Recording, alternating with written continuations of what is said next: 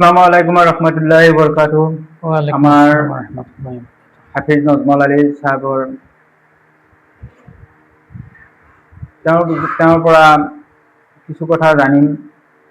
আজিকালি আমাৰ ল'ৰা ছোৱালীবোৰ বিয়া হোৱাৰ পিছত মাক আৰু বাপেক বিশেষকৈ তেওঁলোকে পৃথকে থাকিবলগীয়া হয় বা অকলে ভাত পানী বনাই খাবলগীয়া হয় বা সেনেকুৱা হয়।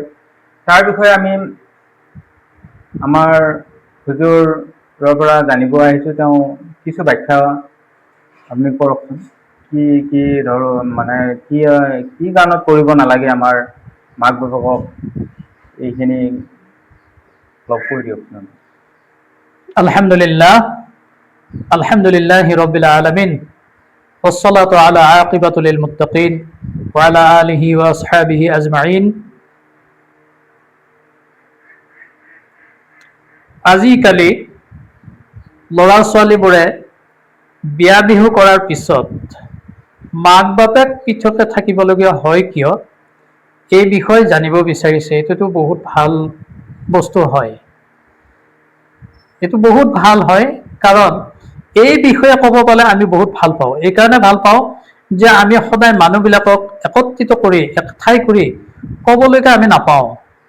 যদি তোমালোকে এনেকুৱা ভিডিঅ' কনফাৰেন্সিং যোগে বা ভিডিঅ'ৰ যোগে মানুহক দুই এটা কথা ক'ব পাৰোঁ আল্লাহ আৰু আল্লাহ ৰচুলৰ সম্পৰ্কে, আল্লাহনো কি কৈছে, নবীয়ে কি কৈছে, এই সম্পৰ্কে যদি দুটামান কথা পাতিব পাৰোঁ তেতিয়াহ'লে মনটো বহুত ভাল লাগিব।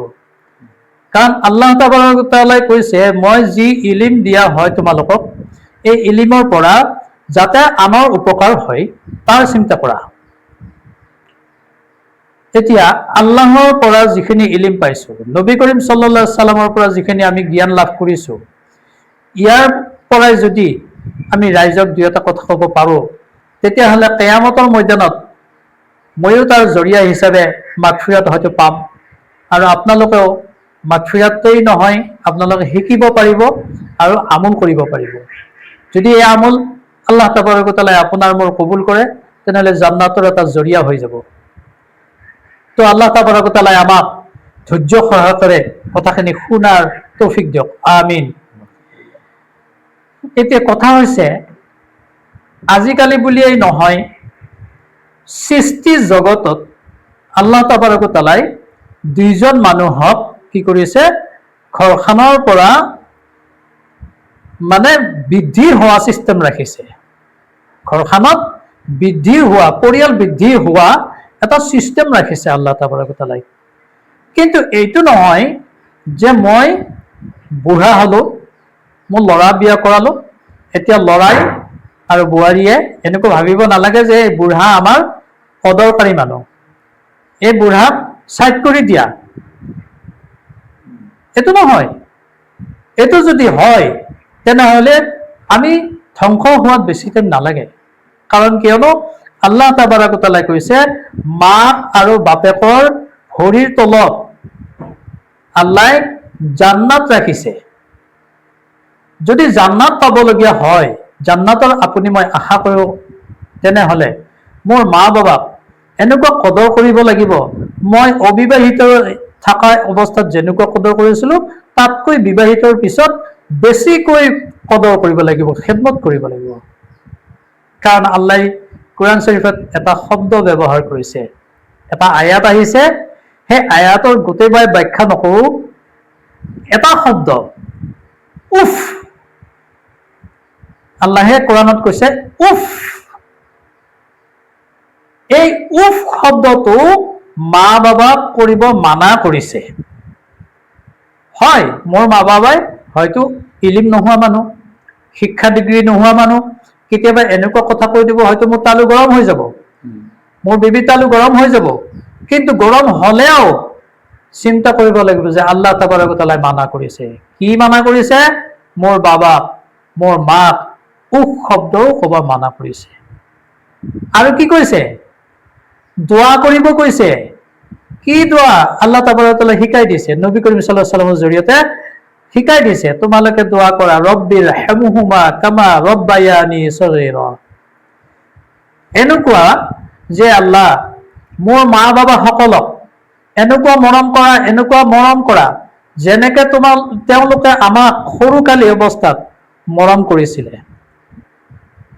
আমি দুষ্ট বুজুৰ্গ আমাৰ মা বাবাই কেনেকে মৰম কৰিছিলে, চেনেহ কৰিছিলে হয়তো আজি মনত নাই, কাৰণ আমি বিবাহিত, আমি ল'ৰা পাইছো, ছোৱালী পাইছো, বিবি পাইছো। কিন্তু আপোনাৰ ল'ৰাটোক, আপোনাৰ ছোৱালীজনীক কেনেধৰণে মহাব্বত কৰিছে, কেনেধৰণে মৰম কৰিছে, এইটো চিন্তা কৰক। আপুনি তেতিয়াই বুজি পাব যে মোৰ মা বাবাই এনেকৈ মৰম কৰিছিল। মোৰ মাই, আপোনাৰ মাই ঠাণ্ডাকালীন ৰাতি জাৰকালি ৰাতি কি কৰিছে, আপুনি মই পেচাব কৰি দিছো, পেচাব কৰি দিয়াৰ পিছত কি হৈছে, শুকান জেগাটো ভিজি গৈছে। তাৰপিছত মায়ে কি কৰিছে, এই ভিজা জেগাটোৰ ওপৰত নিজে থাকিছে, শুইছে, আৰু মায়ে শুকান জেগাটো মোক দিছে। মই আকৌ মতি দিলো, পেচাব কৰি দিলো। তাৰপিছত মায়ে কি কৰিছে, এতিয়াতো কোনোফালে আৰু বাচ্ছাটো থব জেগা নাই, তেতিয়া কি কৰিছে, বুকৰ ওপৰত ৰাখিছে। মায়ে ভিজা জেগাত পৰি আছে আৰু বেটা বা বেটি এই কেঁচুৱা অৱস্থাত বা বাচ্ছাটোক মাকৰ বুকত ৰাখিছে। তেনেহলে চিন্তা কৰক, আপোনাৰ মোৰ মাই কিমান মহাব্বতৰ হব। আৰু সেই মাইক আপুনি মই, মোৰ বিবি অহাৰ পিছত মই মাইক কেনেকৈ পাহৰো। কোন ৰাস্তাৰে মোৰ মাৰ প্ৰতি হিংসা উপজে, কোন ৰাস্তাৰে মাইক মই বেলেগ হৈ খোৱাৰ কথা কওঁ, মাইক নিজে বনাই খোৱা। মোৰ বাবাই কি কৰিছে, যেতিয়ালৈকে মই নিজৰ ভৰিত নিজে থিয় দিব পৰা নাই, ইনকাম চ'ৰ্চ কৰিব পৰা নাই, তেতিয়ালৈকে মোৰ বাবাই কান্ধত তুলি হলেও নি পেলাই মোক কি কৰিছে, সমাজত কেতিয়াবা আপুনি মনত পৰিব, আপোনাৰ ল'ৰাটো যেনেকে আপুনি সভাত লৈ গৈছে, আপুনি চকে ঘাটে লৈ ফুৰাইছে, বাইকত হওক, নিজৰ কান্ধত হওক, এই অৱস্থাটোৰ কথা যদি আপুনি চিন্তা কৰে, আপোনাকো একদিন আপোনাৰ বাবাই, মোৰ বাবাই তেনেকে দাঙি লৈ পেলাই গুচি গৈছিল। বিশাল সমাজৰ মাজত যদি কেতিয়াবা কিবা বস্তু বিতৰণ হৈছিল, খোৱা লোৱা বস্তু, তাতো হয়তো আমাক দাঙি লৈ গৈছে। তাৰ পিছতো কি কৰিছে, মোৰ বাবাই, আপোনাৰ বাবাই আমাক ডাঙৰ দীঘল কৰাৰ কাৰণে ইমানেই কষ্ট কৰিছে, মাথাৰ ঘাম ভৰিত পেলাই, মাটিত পেলাই আমাক শ্ৰম কৰি পেলাই খুৱাইছে। তাৰ পিছতো আজি বাবাৰ প্ৰতি মায়া মহাব্বত নাই। মোৰ বাবাক বুঢ়া ব্যৱহাৰ কৰো, অথচ মই বহি থাকো, মোৰ বিবিয়ে বুঢ়া বুঢ়ী ব্যৱহাৰ কৰে, মোৰ মুখৰ পৰা মাত নোলায়। কেনেকুৱা পুৰুষ আমি, কা পুৰুষ নেকি? আল্লাহ নবী কৈছে তোমাৰ মা বাবাক এনেকুৱা খেদমত কৰা। হুজুৰে কাৰীম সাল্লাল্লাহু আলাইহি ওয়াসাল্লামৰ জীৱিত জামানাত একজন সাহাবাই কি কৰিছিলে, নিজৰ মাকক খোজ কাঢ়িব নোৱাৰে, খাদ্য চুবাই খাব নোৱাৰে, তেতিয়া তেখেত চিকাৰলৈ যায়। অৰ্থাৎ সাহাবাজন মানে চিকাৰলৈ যাব, আৰু মাকক কি কৰিছে, এটা বিৰাট ডাঙৰ পাচি, এই পাচি শব্দটো আমি বাৰু অসমীয়া মানুহখিনি ভালকে বুজি পাওঁ। পাচি কাক কোৱা, সচৰাচৰ আমি ধান যিবিলাক ডাঙৰ ডাঙৰ পাচি চিষ্টেমত আমি ধান থওঁ, তেনেকুৱা পাচি এটাত মাকক ভৰাই লৈ পেলাই মূৰত তুলি লৈ গৈ আছে, গৈ গৈ গৈ গৈ গৈ গৈ চিকাৰো কৰিলে সেনেকে, আৰু গৈ গৈ ঘূৰি আহোঁতে নবীজীক লগ পালে। সেই ৰাস্তাৰে সাহাবাজন আহিছে, আৰু নবীজীক লগ পাই নবীয়ে সুধিছে তোমাৰ মাথাত এইটো কি? আৰু তেতিয়া সাহাবাজনে কৈছিল, ইয়া আল্লাহৰ ৰাসূল, মই আপোনাক সুধিম বুলিয়ে আহিছিলো, মোৰ মা, ইয়া আল্লাহৰ ৰাসূল আপুনি কওকচোন, যে মোৰ মাক এনেকৈ যদি মই ঘূৰাই লৈ ফুৰি আছো, মাথাত তুলি লওঁ, কান্ধত তুলি লওঁ, মাক মই নিজৰ দাঁতেৰে খাদ্য চুবাই পেলাই মাৰ মুখত ভৰাই দিওঁ, মায়ে গিলে, এতিয়া মই গাখীৰৰ ধাৰ খুজিম নে আল্লাহৰ ৰাসূল?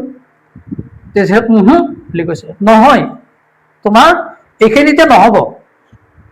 তেতিয়া কৈছে, ইয়া আল্লাহৰ ৰাসূল কি কৰিব লাগিব মাৰ ধাৰ খুজিব লাগিলে? কৈছে, তোমাৰ মাৰ এক টোপাল ক্ষীৰৰ ধাৰ যদি তুমি পৰিশোধ কৰিব বিচৰা, তেনেহলে তোমাৰ ভৰিৰ পৰা মূৰলৈকে চামৰা চেলাই যদি সেই চামৰাৰে জোতা এযোৰ বনাই দিয়া, তৈয়াৰী কৰি দিয়া, আৰু মাৰ ভৰিত যদি পিন্ধাইও দিয়া, তেতিয়াও তোমাৰ এক টোপাল গাখীৰৰ ধাৰো খুজিব নোৱাৰিবা। তো দোস্ত বুজুৰ্গ, চিন্তা কৰক, একজন নবীৰ প্ৰিয় সাহাবা, নবীৰ প্ৰিয় সাহাবাৰে এই কাহিনী, আৰু আমি মোৰ মা বাবাক, আপোনাৰ মা বাবাক কি ব্যৱহাৰ দি আছো? মই আছো আৰামদায়ক বিচনাৰ ওপৰত, আৰামদায়ক ঘৰৰ ওপৰত, ফেন চলি আছে, লাইট চলি আছে, কিন্তু মোৰ মায়ে বাবাই এখন ফেনো পোৱা নাই, এটা লাইটৰ পোহৰ পোৱা নাই। তহঁত বুঢ়া মানুহ লাইটেদি কি কৰিবি, চাকি এখন লওঁ, চাকি এখন দিছি। ঠাণ্ডাৰ দিনত মই আছো টচক কিমান 15 কেজি 20 কেজি ওজনত তুলা দি পেলাই টচক বনাইছো। জাজিন খাট লৈছো, বহুত দামী খাট, পালেং, কিন্তু মোৰ মায়ে বাবা বস্তা পাৰি ফেলো পৰি আছে, এখন কম্বলে টানা ধুনা পৰি আছে। আমি জান্নাত যাব পাৰিম নেকি 10 বজাব? আমাৰ জান্নাতত যোৱা কোনো আশা নাই। আৰু জানিব, মা বাবাৰ বৰদোৱা হাত উঠাই কৰিব নালাগে। মা বাবাই যদি দিলত আঘাত পাইছে, আপোনাৰ মোৰ শেষ। কোনো জিন্দগীত আৰু যে ভাল দিন ঘূৰি আহিব তাৰ কোনো আশা নাই। আপোনাক সৰু ঘটনা এটা কৈছো। একজন মানুহ, তেখেতে হজ কৰিব যাব। এইবাৰ হজৰ মৌচুম আহিছে। তেওঁৰ মা আছিলে, বৃদ্ধ মা।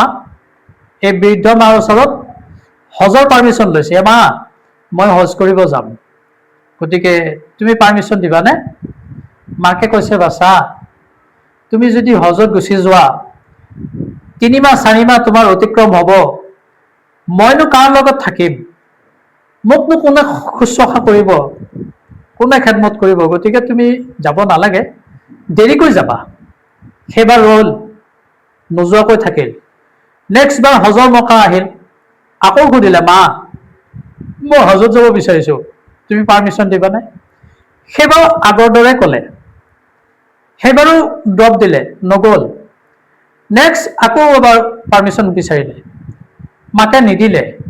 এইবাৰ কিন্তু মাকৰ কথাৰ ওপৰত নিৰ্ভৰ নকৰিলে। কৈছে, মায়েতো বাৰে বাৰে কৈয়ে থাকিব, মায়েতো বয়স হায়াত বহুত আছে, মায়েতো এতিয়া মৃত্যু নহয়, গতিকে মা থাকিব আৰু 3 মাহে লাগিব, মই যাম। তেতিয়া দস্তু বুজুকো খোজকাঢ়ি যোৱাৰ নিয়ম আছিলে, অৰ্থাৎ বাগদাদ শ্বৰীফৰ পৰা। বাগদাদ শ্বৰীফৰ পৰা মদিনালৈ বেছি দূৰ নহয়, বা মক্কালৈ বেছি দূৰ নহয়, খোজকাঢ়ি গৈছে। মাকে নাজানাকৈ তেখেতে হজ কৰিব গ'ল। খোজকাঢ়ি গৈ গৈ গৈ গৈ এইটো মছজিদত ৰাতি থাকে, সেইটো মছজিদত ৰাতি থাকে, পুৱা গুচি যায়, আকৌ ৰাতি হলে যি জেগাত ৰাতি হয় তাতে ৰাতি থাকে। এদিনাখন গৈ গৈ এটা মছজিদ পালে, সেই মছজিদত তেখেতে গৈ নামাজ পঢ়িলে, মগৰিবৰ নামাজ পঢ়িলে। পঢ়ি তাত কিন্তু মুছাফিৰ থকাৰ নিয়ম নাই। তেওঁলোকে কৈছে, আপুনি বেডিং পত্ৰ লৈ আপুনি যাব। তেতিয়া আপত্তি কৰিছে যে, ৰাইজ, মই এজন মুছাফিৰ হওঁ, মই আপোনালোকৰ মছজিদত এনি টাইম বাৰু টোপনি নামাৰো, মই ইবাদতে কৰি থাকিম। কিন্তু তথাপি মানুহে কৈছে, নহয় আপুনি যাব। হ'ব, ভাবিছে মই ইশা কৰি যাম। ইশাৰ টাইম হৈ গ'ল, ইশা কৰিলে, মানুহে ভাবিছে যাবই, ইশা কৰি যাব। তেওঁ ভাবিলে কি আৰু অকণমান টাইম থাকো, অলপ দেৰিকে ওলাই যাম। থাকোতে মছজিদৰ ওচৰতে এক মহল্লা মানুহৰ ঘৰ, সেই ঘৰত চুৰি হ'ল। চুৰি হওঁতে হাংকা দাংকা লাগিল, এই চোৰ আহিছে, চোৰ আহিছে, ধৰ ধৰ, এনেকৈ কওঁতে মানুহবিলাকে দৌৰি আহিলে, আৰু চোৰজনে কি কৰিলে, মছজিদৰ ৱালেৰে বাহিৰ হৈ গ'ল। মছজিদত যেতিয়া মছজিদৰ বাউণ্ডাৰীত চোৰজন প্ৰৱেশ কৰিলে, মানুহে ভাবিলে ইয়াতে সোমাল ক'ৰবাত, হয়তো মছজিদৰ ভিতৰতে থাকিব পাৰে, দৰ্জা খুলি চাওঁ। দেখিলে যে সেই মানুহজনে ইবাদত তছবি কৰি আছে। তেতিয়া বাকী দৰ্শকবিলাকে কৈছে, তই চুৰি কৰি আহি পেলাই তছবি লৈ ইয়াতে মানে আবিদ্যন দেখাই আছা, ইবাদতকাৰী দেখাই আছা, আচল চোৰ তয়ে। সেইবুলি মাৰপিট কৰি ধৰি আনি ৰজাক গতাই দিয়া হ'ল। ৰজাই বিচাৰ কৰিলে, বিচাৰ কৰি ক'লে, ইয়াৰ হাত ভৰি কাটি দিয়া, আৰু এখন চানবোৰ্ড লেখা, বুকৰ ফালে এখন, পিঠিৰ ফালে এখন, যে মছজিদত থাকি অপৰাধ কৰাৰ কাৰণে ইয়াৰ হাত ভৰি কাটা গ'ল বুলি লিখি দিয়া। তেতিয়া আবিদজনে চিন্তা আহিছে, ভাব আহিছে, কৈছে, মহাৰাজ, এইটো নিলিখিব। কি লিখিম? আপুনি লিখি দিয়ক, মাকৰ অবাধ্য হোৱাৰ কাৰণে এই শাস্তি আহিছে। বোলে এইটো কেনে কথা?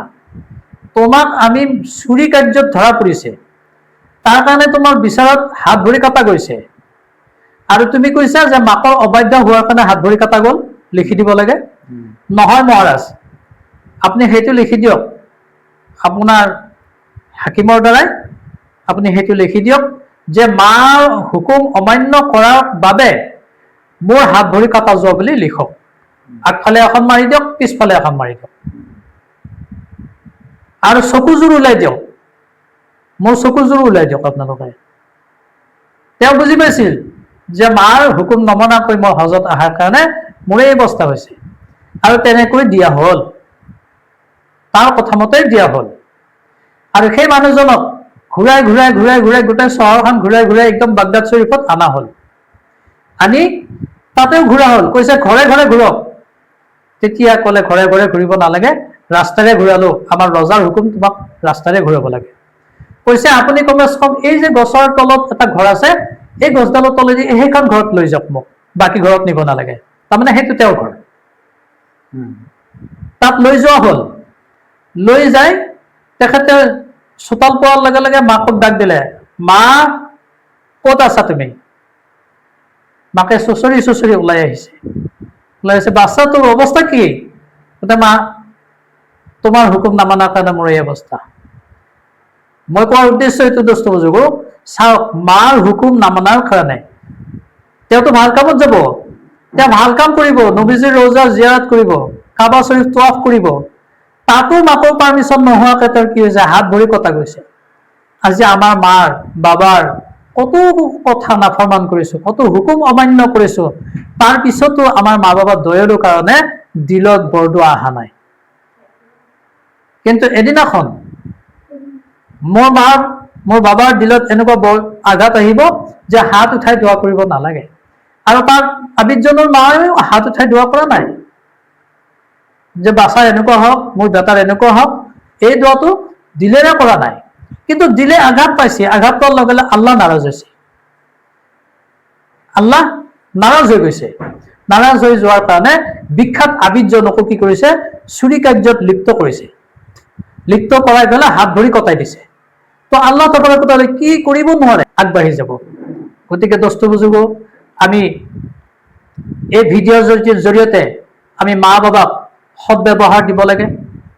কাৰণ আল্লাহ নবী কৈছে, যদি সিজদাহৰ জাগা আল্লাহৰ বাহিৰে যদি বেলেগক সিজদা কৰিব লাগিলহেঁতেন, নবী কৰিম সাল্লাল্লাহু আলাইহি ওয়াসাল্লামে হুকুম দিলেহেঁতেন কি, যে মাক বাপেকক নিজৰ ল'ৰা ছোৱালীয়ে সিজদা কৰা আৰু স্বামীক বিবিয়ে সিজদা কৰা। কিন্তু তাৰ হুকুম নাই। আল্লাহ তাবাৰক व তাআলাই কৈছে, মোকে তোমালোকে সিজদা কৰা, মোকে পূজা কৰা, মোৰে উপাসনা কৰা, ইবাদত কৰা। তাৰ কাৰণে আল্লাহৰ নবীয়ে একমাত্ৰ আল্লাহকে সিজদা কৰাৰ হুকুম কৰিছে। তাৰ বাহিৰে যদি বেলেগক সিজদা কৰো, তেনেহলে কি হ'ব, শিৰিক হৈ যাব। তো দোস্ত বুজুৰ্গ, আমি মা বাবাৰ কমসে কম হক যদি আমি দুনিয়াত জীবিত কৰি থৈ যাব পাৰো, তেতিয়াহলে আমি কি হব, কবৰতো মাৰ নেক দোৱা পাম, হাসৰতো আমি নেক দোৱা পাম। আমাৰ কি হব, জাহান্নামৰ আজাবৰ পৰা বাছাৰ ৰাস্তা জৰিয়া হৈ যাব, আৰু জান্নাতত যোৱাৰ অতি সহজ হৈ যাব। আৰু যদি মা বাবাক নাৰাজ কৰি থৈ যাওঁ, আপুনি নাভাবিব আপুনি কোটি টকাৰ মালিক হ'ব পাৰে, আপোনাৰ শান্তি নাহিব, শান্তি নহব, পেৰেচানিত থাকিব। এই দুনিয়াতো পেৰেচান, কিয়ামতৰ ময়দানত পেৰেচান, কবৰতো আপুনি পেৰেচান। গতিকে মই এইখিনি কৈছো যে মোৰ জীৱনতো এই আমল যাতে কৰিব পাৰো, আল্লাহে তৌফিক দিয়ক। আৰু আপোনাৰ জীৱনত আপোনাৰ ল'ৰা ছোৱালীক এই আমল কৰিব দিয়ক, আপুনিও কৰক। আপোনাৰ যদি মা বাবা জীৱিত আছে, আপুনি এক নজৰ যদি মাৰ ফালে একবাৰ যদি এটা ভাল চকু দি একবাৰ চাই 70 ৰাকাত নফল নামাজ পঢ়াৰ সমান সওয়াব দান কৰে। আপুনি যদি মাৰ হাতখনত এবাৰ চুমা খাব পাৰে, আল্লাহ তাবাৰক তাআলা খুশি হয়। আপুনি মাৰ ভৰিত যদি এবাৰ কি কৰিব পাৰে, এনেকে হাত বুলাই দিব পাৰে, আল্লাহ খুশি হয়।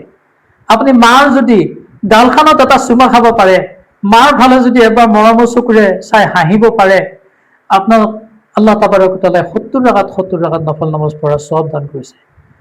মা হল জান্নাতৰ চাবি, কাৰণ মাৰ ভৰিৰ তলত জান্নাত আছে, আৰু বাবা হল জান্নাতৰ দৰজা।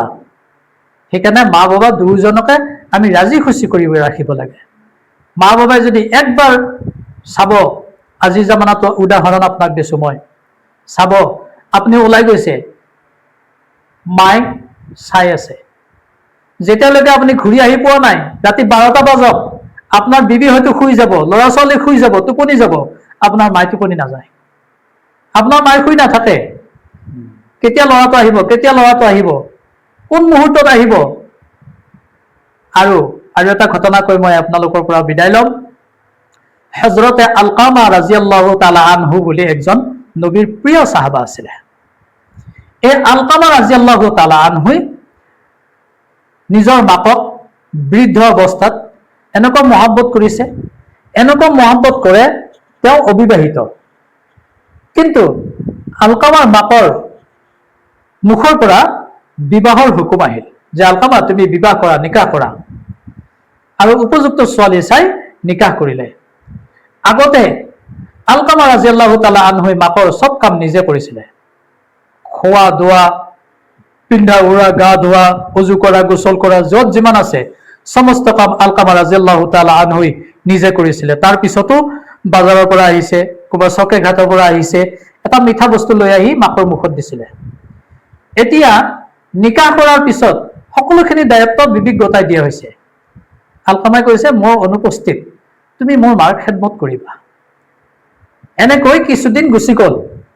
কিন্তু আলকামা ৰাদিয়াল্লাহু তাআলা আনহুই নিজৰ জীৱিকা বিচাৰি বা ৰুজি বিচাৰি ওলাই যায়। ওলাই গৈ দিনৰে দিনটো হয়তো ক'ৰবাত কিবা কাম কৰে, কৰি ৰাতি আহে, আহোঁতে আহোঁতে ৰাতি হৈ যায়, মাক টোপনি যায়। আৰু যোৱাৰ সময়ত ৰাতিপুৱাই ওলাই যায়, মাক বিচনাত থাকে। তেতিয়া আলকামাই ভাবিছে বৃদ্ধ মা টোপনি গৈছে, এতিয়া নজগাওঁ। আকৌ ঘূৰি আহি ভাবে মাৰ কষ্ট হ'ব জগালে, মই নজগাওঁ। এইটো ভাবি পেলাই জগোৱা নাছিল। সেনেকৈ এসপ্তাহমান তেওঁক মাত বোল দিয়া হোৱা নাছিল। তেতিয়া মাকে ভাবিলে যে আলকামা কি হ'ল, নতুন বিবি তাই সলনি হৈ গ'ল নেকি? আজিকালি মোক নামাতে, মোৰ লগত কথা নাপাতে, আগতে মিঠাই আনি পেলাই মুখত দিছিল, এতিয়া নিদিয়ে। মাক অলপ ভিতৰি ভিতৰি নাৰাজ হৈ গ'ল। নাৰাজ হৈ যোৱাৰ পিছত আল্লাহ তাবাৰক ওয়া তাআলা নাৰাজ হ'ল। হঠাৎ প্ৰচণ্ড জ্বৰ আলকামা ৰাদিয়াল্লাহু তাআলা আনহুৰ। এনেকুৱা জ্বৰ হ'ল, জ্বৰে জ্বৰে মৃত্যুৰ মুখত পৰিল। কত সাহাবা আহি পেলাই কলিমা পঢ়াইছে। আবু বকৰ সিদ্দিক ৰাদিয়াল্লাহু তাআলা আনহু, হযৰতে উমৰ ফাৰুক ৰাদিয়াল্লাহু তাআলা আনহু, এনেকুৱা বিখ্যাত বিখ্যাত সাহাবাবিলাক আহি আলকামাৰ ওচৰত কলিমা দিয়া হৈছে, কলিমা পঢ়িব দিয়া হৈছে। কিন্তু আলকামাৰ মুখৰ পৰা কলিমা নোলায়। যে কলিমা নোলালে সাহাবায়ে কেৰামসকলে লগ লাগি আল্লাহৰ ৰসুলৰ ওচৰত পেশ কৰিলে, ইয়া আল্লাহৰ ৰসুল, আলকামাৰ মুখেৰে কলিমা বাহিৰ হোৱা নাই, কি কৰা যায়?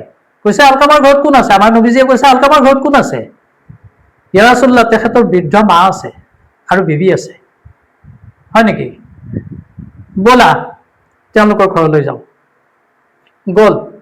নবী গ'লেতো হাজাৰ হাজাৰ সাহাবা জমা হয়, হাজাৰ হাজাৰ সাহাবা জমা হৈ গ'ল।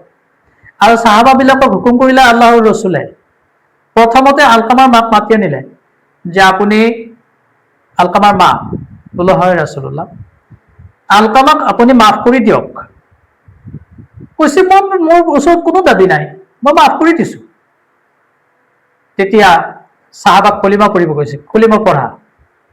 কলিমা পঢ়াই দিছে, কলিমা মুখেৰে ওলোৱা নাই। আকৌ কৈছে আপুনি আলকামাক মাফ কৰি দিয়ক, আল্লাহৰ হস্তে মাফ কৰি দিয়ক। আকৌ কৈছে মোৰ মনত কোনো বেয়া দাবী নাই, মোৰ দুখ নাই, আফচোচ নাই তেওঁৰ ওপৰত। কলিমা পঢ়াই, কলিমা পঢ়াই দিছে, ওলোৱা নাই। তেতিয়া আল্লাহৰ নবী তিনিবাৰ কৈছে মাকক, কিন্তু তিনিবাৰতে এনেই অৱস্থা, কলিমা নোলায়।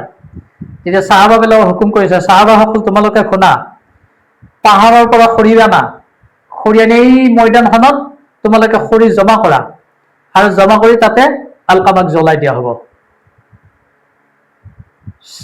তেতিয়া আলকামাৰ মায়ে চিন্তা কৰিল, নবীজী যি কাম কৰিব হুকুম কৰে, সাহাবাইতো কোনো কাৰণত অবাধ্য নহয়। সাহাবাই মানি ল'ব, খৰি জমা কৰিব, আলকামাক জ্বলাই দিব। আৰু কান্দি কান্দি মাকে কৈছে, আলকামাৰ মাকে, ইয়া আল্লাহৰ ৰসুল, মোৰ বেটাক নজ্বলাব, মই চকুৰ আগত কেনেকৈ চাই থাকিম, মোৰ সহ্য নহ'ব, আপুনি নজ্বলাব। কৈছে তেনেহলে আপুনি আজি দুনিয়াত 1 ঘণ্টা জ্বলিব, তাকে সহ্য কৰিব নোৱাৰিব, কিন্তু আপোনাৰ বৰদোৱাৰ কাৰণে কলিমা নচিব নহল, কলিমা নচিব নোহোৱাৰ কাৰণে জাহান্নামত চিৰদিন অনাদি অনন্তকাল জ্বলি থাকিব, কেনেকৈ বৰদাস্ত কৰিব? তেতিয়া কৈছে, আল্লাহৰ ৰসুল, মোৰ আলকামাৰ ওপৰত কোনো বেয়া ভাৱ নাছিলে, কিন্তু মই ভাবিছিলো আজি 7 দিন মান বিয়া কৰাৰ পিছত তেওঁ মোক মাত দিয়া নাই, কথা কোৱা নাই। আগতে মোক মিঠা বস্তু এটা মুখত দি পেলাই কথা পাতিছিলে, এতিয়া মিঠা বস্তুটো দিয়া দূৰৰ কথা, মাতে নিদিয়ে। তাৰ কাৰণে মই অলপ আঘাত পাইছিলো। সেইটোৱে আলকামাৰ আঘাত হৈ গৈছে, বৰদোৱা হৈ গৈছে। গতিকে আপুনি আল্লাহৰ হস্তে মাফ কৰি দিলো বুলি কওক। ইয়া ৰাছূলুল্লাহ, মই আপোনাক আৰু আল্লাহক সাক্ষী ৰাখি মই মাফ কৰি দিলো আলকামাক। এই কথা কোৱাৰ লগে লগে কোনো কলিমা পঢ়াব লগা হোৱা নাই। আলকামা ৰাদিয়াল্লাহু তাআলা আনহু নিজে লা ইলাহা ইল্লাল্লাহ মুহাম্মাদুৰ ৰাসূলুল্লাহ আশহাদু আল্লা ইলাহা ইল্লাল্লাহু ওয়াহদাহু লা শাৰীকা লাহু ওয়া আশহাদু আন্না মুহাম্মাদান আবদুহু ওয়া ৰাসূলুহু কলিমা মুখে ওলাইছে। তো দোস্ত বুজুৰ্গ, ইয়াৰ দ্বাৰা আমি কি বুজি পাওঁ? যে ভাল কামৰ কাৰণেও মাকৰ আঘাত হৈ যাব পাৰে, আৰু সেই আঘাতে আপোনাৰ মোৰ কাৰণে বৰদোৱা। হয়তো আমি কলিমা নচিব নোহোৱাকৈ মৰি যাম যদি মা আৰু বাবাৰ হুকুম অমান্য কৰি থাকো, মা নাফৰমানি কৰো, মাৰ হক যদি নষ্ট কৰো, বাবাৰ হক যদি নষ্ট কৰো। গতিকে আল্লাহ তাবাৰাক ওয়া তাআলাই মই কোৱা কথাখিনিৰ ওপৰত যদি ভুল হৈছে, আল্লাহ তাবাৰাক ওয়া তাআলাই শুদ্ধ তৰিকাত চলনেৱালা বনাই দিয়ক আৰু শুদ্ধকৈ কবলৈ তৌফিক দিয়ক। আৰু মই কোৱা কথাখিনিৰ ওপৰত মোৰ কথাটো নহয়, আল্লাহ তাবাৰাক ওয়া তাআলাৰ কোৰআন, নবীজিৰ হদিস মুবাৰকৰ কথা মই আপোনালোকৰ লগত পাতিছো। ইয়াৰ ওপৰত আল্লাহ তাবাৰাক ওয়া তাআলাই সকলোকে মোক আৰু আপোনাক আমল কৰাৰ তৌফিক দিয়ক। আল্লাহুম্মা আমিন ওয়া আখিৰি দাওয়ানা আনিল হামদুলিল্লাহি ৰাব্বিল আলামিন। আলহামদুলিল্লাহ। এওঁ ল'ৰা ছোৱালীয়ে বিয়া পতাই হওক বা বিয়া নাপতাৰ পিছতেই হওক, মাক দেউতাকক কেনেকৈ খেদমত কৰিব লাগে সেই বিষয়ে আমাক জনালে।